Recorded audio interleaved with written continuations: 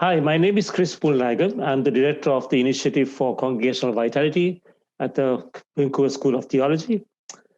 This interview is part of an ongoing series that hopes to highlight the experiences of some congregations in Canada that have been intentional about reflecting the community that they live in. Many congregations shy away from the ethnic diversity that surrounds them, while others embrace it and journey towards it. Today, it is my pleasure to have a conversation with Reverend Bill Millar, a semi-retired, but still active, I must say, minister of the United Church of Canada, who was the minister of one such church. Now, Reverend Bill Millar, Bill, the way I know you, thank you for agreeing, without too much of persuasion, I would say, to share the journey of Knox United Church in Winnipeg, Manitoba, as it transitioned from a homogeneous congregation to a beautiful, diverse expression of Christians from around the world. So, given the amount of information you have collected and documented, and the number of stories you've already got under your belt, I would like to do this interview in two 45-minute segments, if you don't mind. First one now, and then second one at a agreed on later date. So I'm going to get straight into it, reduce my talking to just asking questions, and let you do the talking instead. So are we good to go, Bill? Good to go. Good. So first of all, could you tell us a little bit about yourself? And because you're such a humble man, be generous, please. Well, in terms of the context of Knox and the transformation that occurred there, stuff that's relevant, I came into that with some cross-cultural experience before. I was 12 years, I was pastor of an interdenominational deaf church. It was right at the height of the ASL movement and strong cultural stuff. So I spent 12 years functioning in a culture that was not my own. And one of the important pieces of that is hurting. It's the pain. It's when people can't, when you are thinking, I am an intelligent person and nobody here knows that I'm intelligent because they think I'm an idiot because I don't have the language, the capacity to be able to express myself. So something about having that deep into your soul, that experience of being an outsider and of struggling for acceptance, was fundamental to being able to shape so that it wasn't a head thing as you started to encounter others. I'd also come into that with some earlier cross-cultural experience in Appalachia and elsewhere. So I think and the other piece is that I didn't grow up in the church. I was more of a street kid. I came from a lower middle, like a working class family. I didn't come from a wealthy family, so intelligence, kind of stuff. So all of those things I think helped to create a kind of an existing experience of being somewhat outside. And so then as that happened, hold on one second. I have to. Sure. As that happened, as I came into Knox, there was already some capacity there. So prior to coming to Knox, I had worked for 12 years working for the region, doing congregational change and development and transformation work. I had worked for about 12 years doing deaf ministry before that. And when you say region, you talk about Manitoba or yeah, in Winnipeg, Presbytery area primarily. That's a little bit about the background that helped me to have a sense of something. Okay, so I'm assuming that you were born in Canada. Yeah, and your formation in terms of your faith formation, what is the background? You said you were a street kid, and you all that. You learned probably with the School of Hard Knocks, but yeah, it was a bit of that. Yeah, it was I grew up a little bit in the church. I kind of, I remember coloring Jacob's coat, and stuff like that in Sunday school. But really, it was the 60s, and I got into a bad way with So drugs. what drew you to ministry itself? I went down. It's a long sort of thing. I ended up in California. I thought I was looking for myself or Jesus, because I had heard about these Jesus people down there, and that you could get high on Jesus, and that was a lot cheaper, I thought, than other alternatives. So I thought that either one of us might be in California. So I went down there, and during that time, I developed a strong sense of call of some kind. And so I came back to Winnipeg and started to explore it. And I,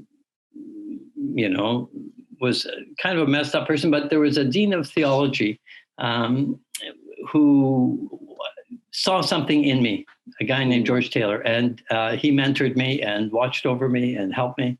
And so that was a part of my journey in. So I learned church culture as a second culture, not as a primary. Oh, right. That's interesting. Yeah. Interesting. Which probably helped you in the work that you were about to do, right? Yeah. As the ministry. By the way, for listeners, you don't know Bill as well as I do. Maybe some of you do, but he's a funny and witty person. So watch for that as well. Second question, Bill. So describe to us. That wrong, but that is no, that's fine. Describe to us, or set the stage, if you will, about your congregation as it existed prior to moving the direction of becoming ethnically diverse. Just kind of give us a. So Knox had been a very, very, very traditional congregation, like the other end of traditional.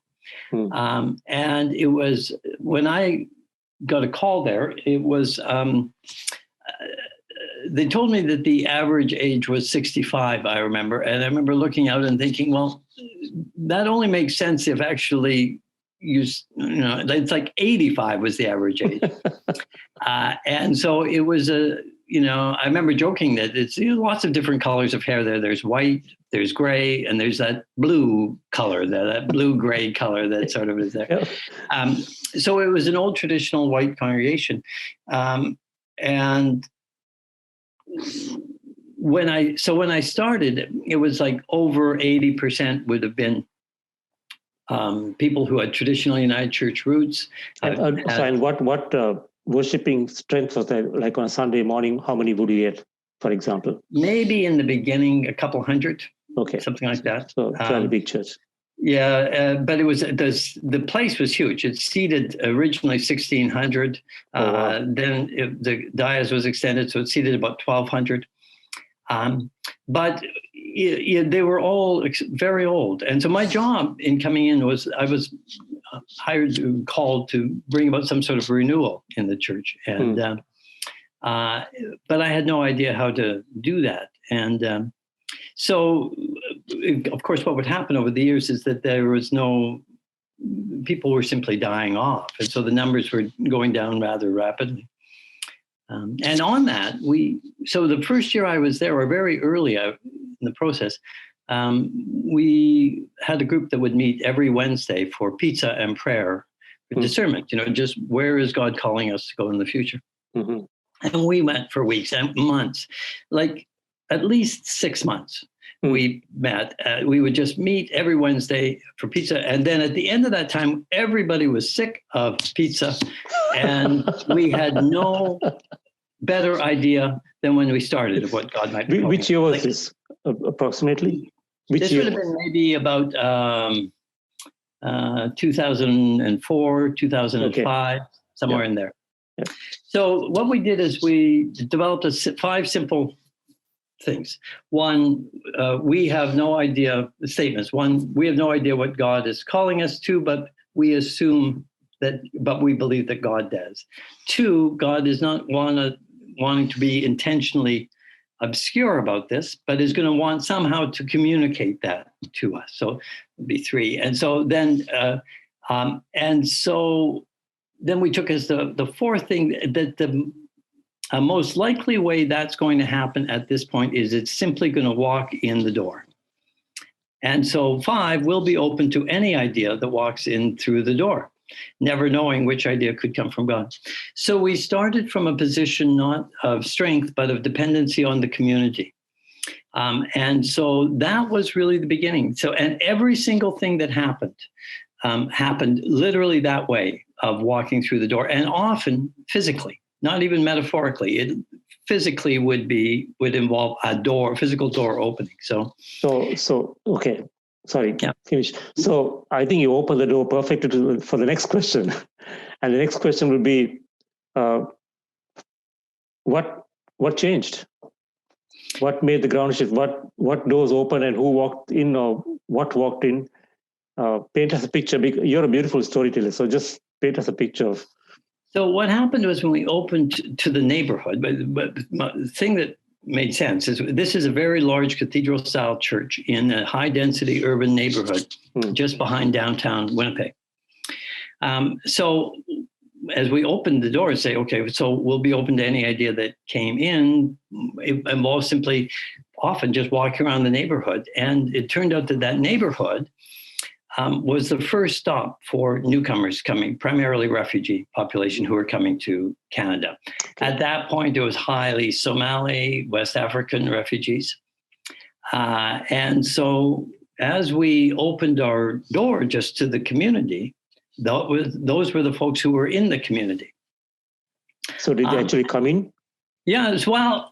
Yeah and no. So what happened was we had come up with this idea that maybe what we should do is build a space beside the church that would be a cafe, that would be like a place where you could have so we came up with this design and a plan, and we brought that to the neighborhood, to the community, and just said, what do you think about this?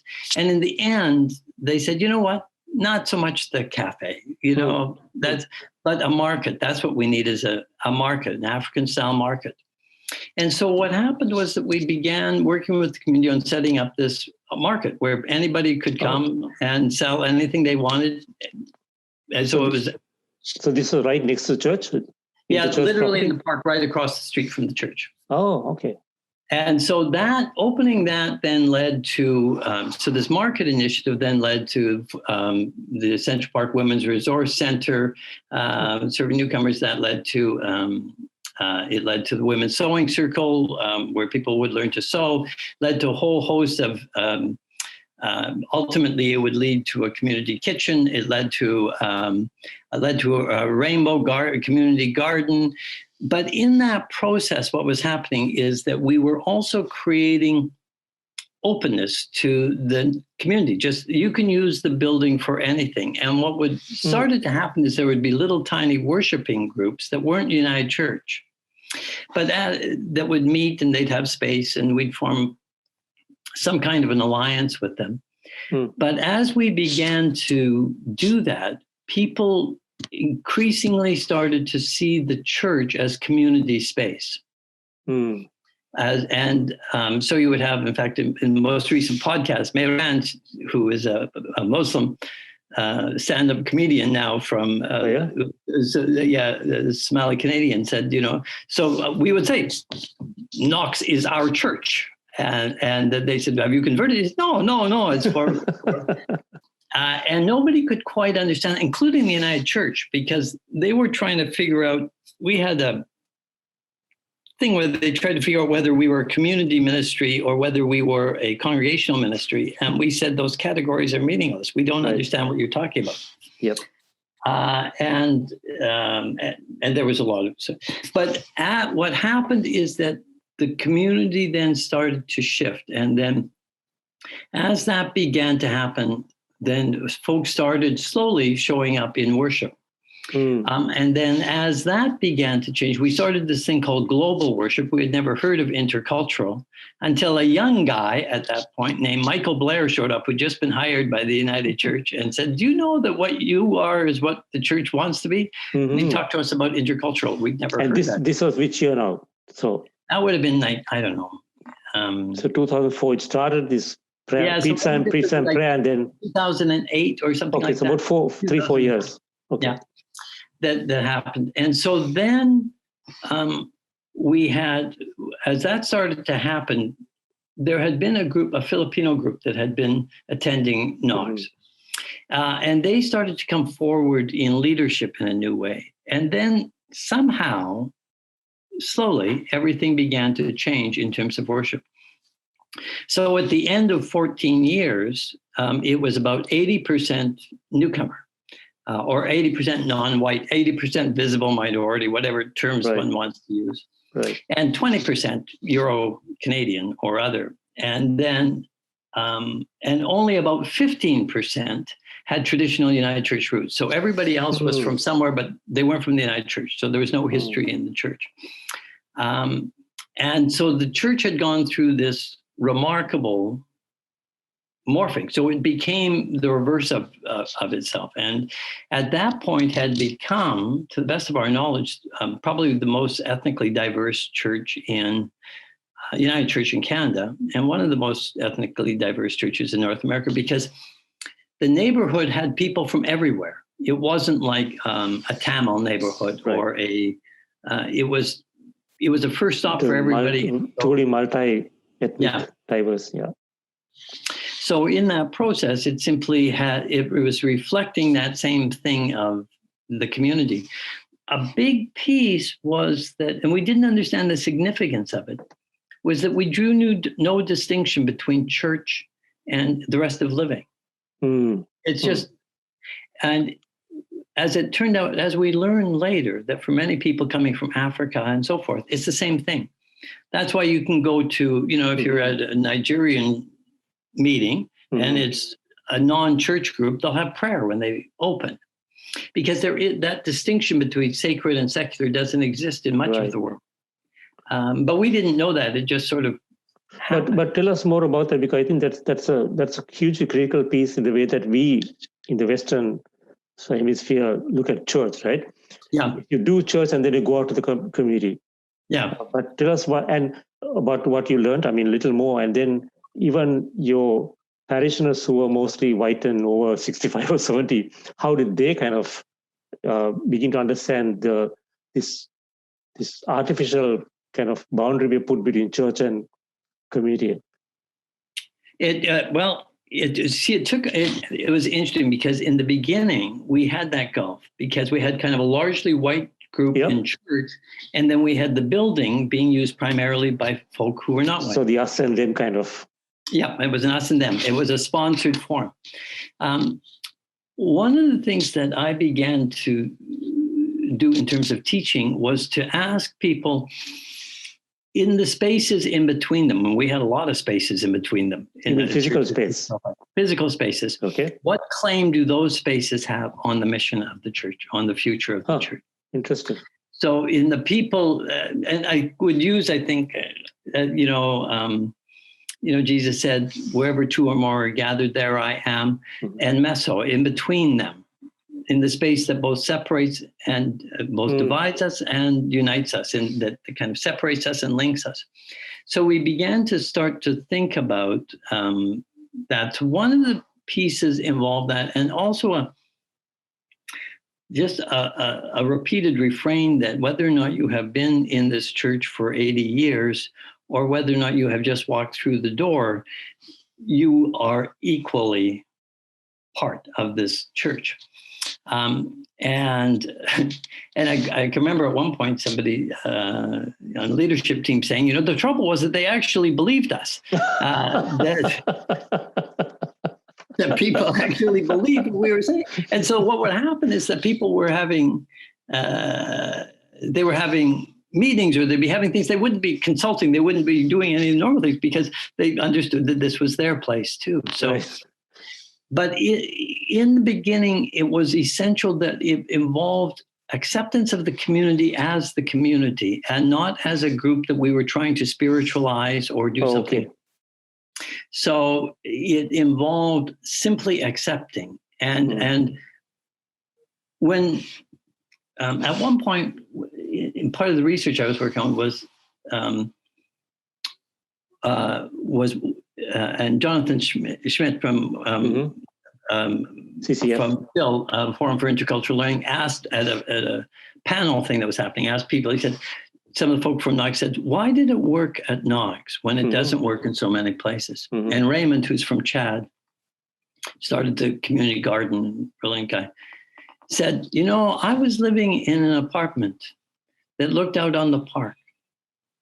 And one morning I looked out and I saw the old priest from the church, and he was out in the park and he was picking up condoms, and he was picking up needles, he was cleaning it up.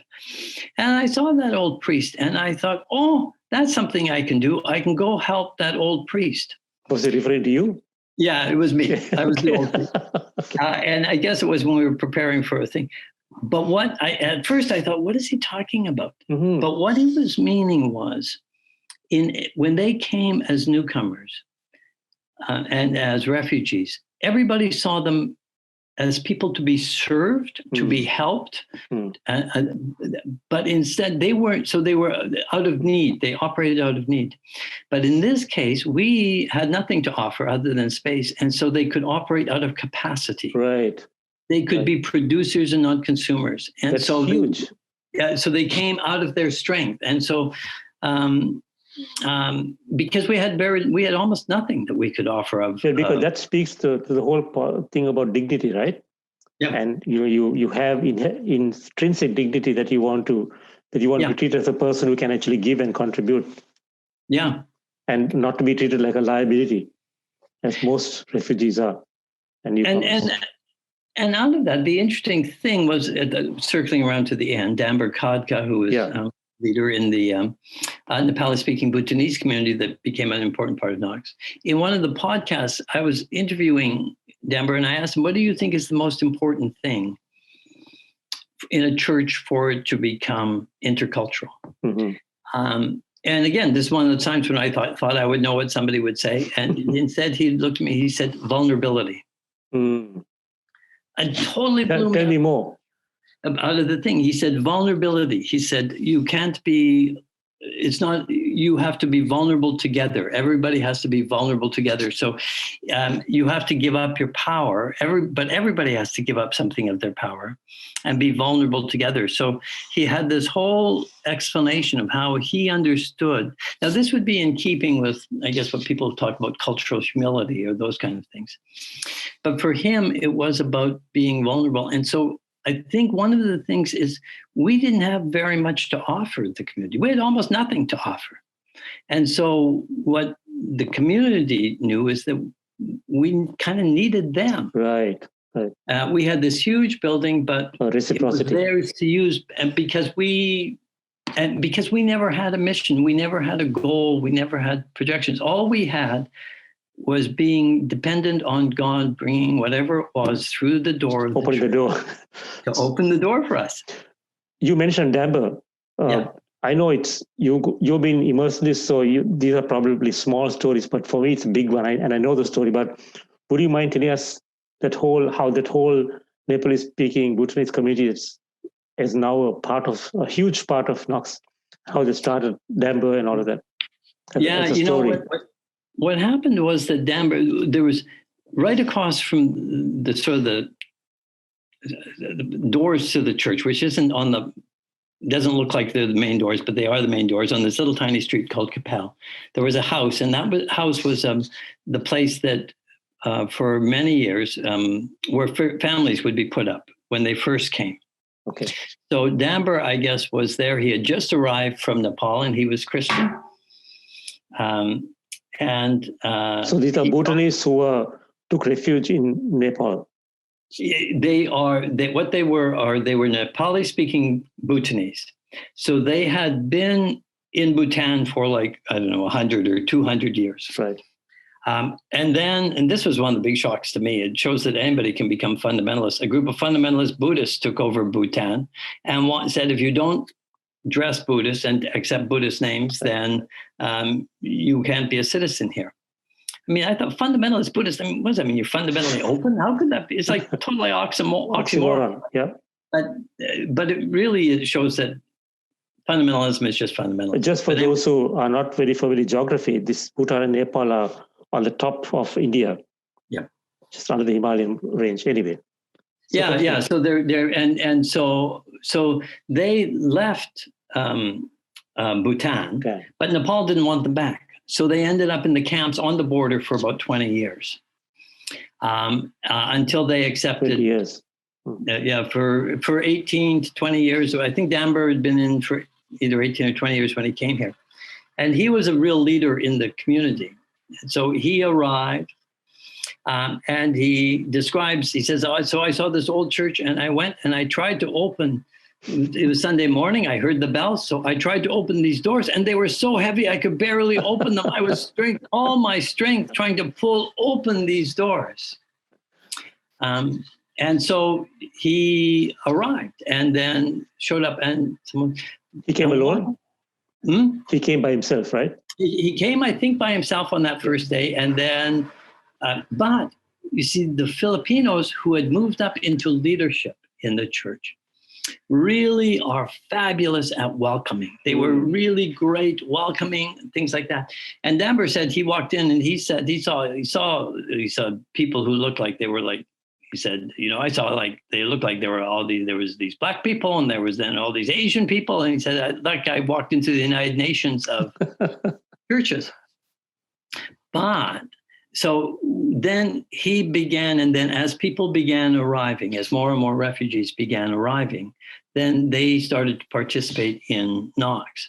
But they didn't speak English. And so we ended up with Nepali language worship and then also having them participate in the main worship service as much as they could. I mean, they would eyes would gloss over and stuff like that. But it was a view that we were kind of welcoming them. And this was where the idea would come that we wouldn't have a separate ethnic church, that we would create a language-specific worship component, but that it would feed in constantly into the intercultural community as well. And so with a view that we could have Yoruba or a Arabic speaking or anything like that. So how did that work in a church service? Did you have one service with many cultural components in it? Or we had one in which English was the main language, and then we would do Nepali interpretation through the teaching and through scripture. At the same service? The same service, yeah. Okay. So there was a little bit of that sort of, like sort of the evangelist where like Amber would sort of he'd be like, and he would try to match my intonation. It was weird. But and then they would meet, and of course but Nepali worship's very different. They would sing and they would dance. They would dance and sing for like 45 minutes to an hour. And then they would start to get into the other parts of the worship service. And how did the other North American white-haired folk take to that? I mean, well, it was all of these things were very different. The young girls who would sometimes dance in a traditional dance, and so they'd be wearing saris and they would be very beautiful, but they moved their hips, which in the United Church, I don't think most United Church people have never seen somebody move their hips. Like hips, I don't think we had a small move in the United Church. But it was a challenge because Nepali music is in some ways quite different than Western music. Yes. So it was hard where many of the African songs people could learn reasonably quickly. It was harder with the Nepali group. And so we would always struggle with this. And then one day, they would still sing their songs and we would try to learn. And then they came up with this one song one day and the chorus was, hey, hey, hey, lie, lie, lie. And so everybody went, oh, we can do that. It's like hallelujah. So it was a part of the beginning of that. But in the living component outside of worship, it took the Filipinos who had the dedication and the commitment to be there, visiting the homes, going to the homes, supporting the families, doing that one-to-one personal support. And that was really one of the critical things that is in those early years that really mattered, was having that kind of commitment. And it wasn't organized. They just did it. So did they actually visit the homes of Damber and other refugees? Yeah. Oh, wow. Yeah. And they would they would, so somebody would be with one family and they'd go out shopping with them and help them kind of learn that process. So it's all of the process of mentoring somebody. So it wasn't just a Sunday event. It was in between Sundays. I think that's critical, because as I see it, a lot of people like to come on the Sunday and exchange food and have potlucks and whatnot. But in between Sundays, they would largely be in their homogeneous groups, right? But this didn't. Yeah, that's good insight. And I really have such a debt of gratitude to the Filipino group who really, there was some affinity anyways. There was something with different newcomer groups coming. There are just strange affinities. Mm-hmm. The Somalis and the Irish have a strange affinity, and the Nepalis and the Filipinos had some kind of an affinity. It kind of worked well. Mm-hmm. Sometimes there would be clashes because things didn't work as well between groups, but there was enough that was complementary. So all of that stuff began to happen, and then by the time I left, probably at least 25%, maybe 1/3 of the congregation were Nepali speaking. Wow. The other piece, though, that's interesting on this was we also learned something different about what worship is, because in the United Church, everything is head worship. It's all word. It's word, words. It's always about that. Right. So what happened was that we also had developed that we would have these healing services once a month or thereabouts, where people would come forward and they get laying on of hands, mm-hmm. and then anointing with oil. Mm-hmm. And it had emerged as kind of a third sacrament.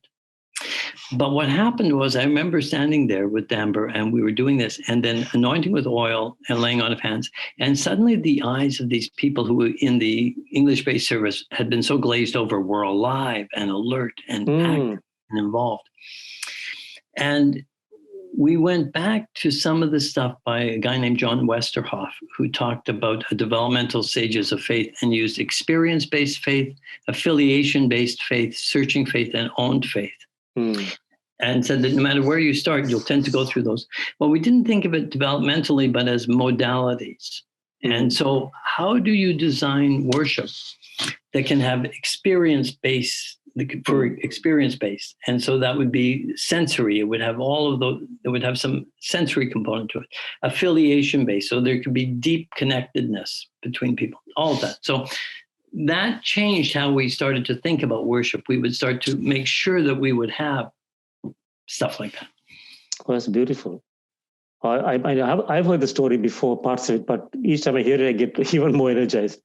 So for this segment, I'm going to ask you one more question and then leave the rest for the next segment. And those of you watching, do join us for the second segment, because that's where we're going to talk about challenges we face, who and what are the leadership involved, what kind of leadership was needed to make this happen, all of those good stuff. But for now, here's the last question.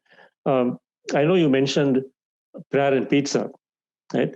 But the question is, where do you see God's hand in and on this process, right through? Where and how do you see the hand of God almost invisibly guiding you, the congregation, your newcomers, the whole entire church? When I came, I knew that my job was to bring about some kind of renewal.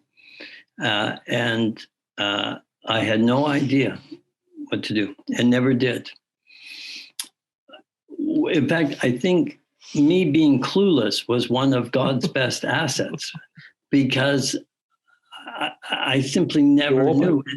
So I was always being utterly dependent. At a certain point, I remember Tom, who was the treasurer, saying, Bill, we have to look at this because, it's not financially viable. And I said, Tom, look at this. We've got everybody in our church was poor, and they were. Like, everybody was poor, like not just a little bit. All our people were basically, the whole church was like 80% poor, like really poor, dirt poor. And I said, they can tithe, they can double tithe, they can triple tithe, 10%, 20%, 30% of nothing, still nothing, Tom. If there's no miracle, if there isn't miracle, then we die. Like if there isn't grace, then it's not viable. And he suddenly went, oh, that's right. Like I don't have to worry so much. But I think that there was this other moment that happened when there was another part of Knox which was very, very, very unhealthy and quite toxic. And at a certain point, I can remember in October of that year praying, saying, God, this whole thing is stalled. Maybe I'm not the person to go the next day. That's fine. Take me to someplace else. But if it's not, then if you want this to happen, then you're going to need to crack it open somehow. And I won't go into the details, but literally under the sanctuary, there was the most awful, horrid sort of toxic thing that emerged and came out. And then we went into months and months and months of absolute hell, just sheer hell. And I can remember praying in November saying, so you, the great God of the universe, when I prayed that, you got to break this open. This was the best thing that you could come up with. Wow. This is hell. You sound like Jonah. Yeah, it was. It was totally like. But being able to face our own toxicity was also an important part of this. And so I think in every way that I think God was involved. And I think at any point, if we had turned from that, we wouldn't have had that experience. It involved seeing it through, but we were Elijah fed by ravens. It was simply that because it was like, it just was. We also, though, our experience, for instance, with like about a third of our neighborhood was Muslim, and our experience was exactly the same in terms of their utter dependency on faith. And so we would have these incredible sort of times, and we would have these remarkable moments of sort of shared prayer or commonality. So the whole community was poor. The whole community was dependent on grace. Everybody was praying.